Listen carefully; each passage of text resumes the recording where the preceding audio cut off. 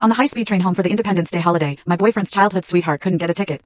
In order to sit with her, my boyfriend directly sat in the seat of the person next to him. Just before the train departed, a plain-looking middle-aged woman stood beside them and said that was her seat.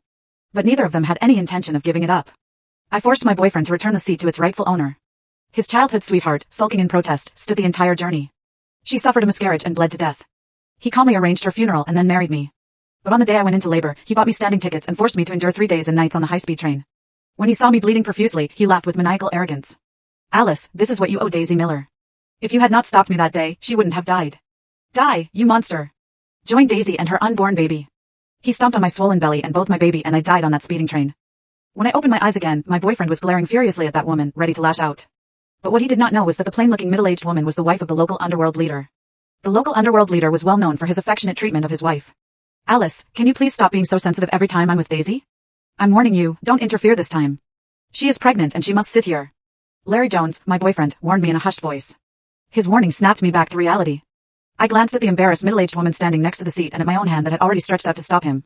That was when I realized I had truly been reborn. In my previous life, it was at this very moment that I had stopped Larry and allowed this middle-aged woman to sit all the way to her destination. Only when we got off the train did I discover that this ordinary-looking woman was actually the wife of our biggest local underworld leader. Because I stopped Larry from stealing her seat, he was able to escape this catastrophe.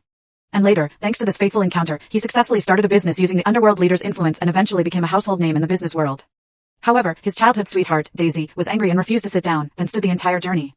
This prolonged standing caused her to miscarry. After a day and night of emergency treatment at the hospital, she died from massive hemorrhaging. Calmly, Larry arranged her funeral and married me. But on the very day I went into labor, he bought standing tickets and forced me to take a 3-day, 3-night high-speed train ride. In the end, with his eyes on my blood-covered body, he stomped on my swollen belly and screamed, Alice. If you hadn't stopped me back then, Daisy wouldn't have died. You're a jealous, malicious monster. Today, I'll make you and your child pay for Daisy and her unborn baby. Die. With one brutal stomp, he killed me and my unborn child on that speeding train. The horrifying memory made my face turn paler. My friend is pregnant. So, why don't you give up your seat for her? You look perfectly healthy and it'll be okay to stand for a while. Respecting elders and caring for the young is a traditional virtue. Don't be so selfish. Larry's words brought me back to my senses. Daisy, who'd been silent beside us, glanced at me, then gently tugged Larry's sleeve. Larry, I think Alice is a bit upset. Don't fight because of me. If it's really too much, I'll just stand the whole way. She began to put on the same stubborn expression she had used in my previous life and started to rise as she spoke. Clearly, Larry had a seat. If she truly felt uncomfortable, Nancy could have sat in Larry's seat. But she insisted on standing out of spite and using my anger as an excuse, she demanded that Larry vent her anger on me. This time around, I won't be so foolish.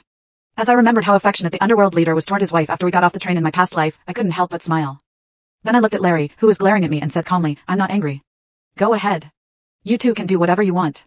It has nothing to do with me. Then I sat down in my seat and put on the earphones. Larry was too stunned to react, but before long, he lost his energy to care for me anymore. That was because the middle-aged woman had taken the opportunity when Daisy got up to put her bag in the seat. Instantly, Larry's face darkened. He grabbed the woman's bag and slammed it hard onto the floor. What do you think you're doing? Didn't you hear what I just said? My friend is pregnant, can't you just give up your seat? How can you be so rude?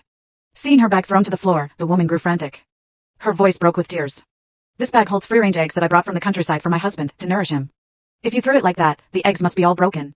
She bent down clumsily and when she opened the bag, a pungent, fishy stench assaulted her nose. Sure enough, the entire bag of eggs had shattered into a yellowish egg soup, which started to leak out of the bag toward the crowded area. The people around them covered their mouths and stepped aside. When Daisy saw the scene, she turned away and retched. If they read broken, so be it. They weren't worth much anyway.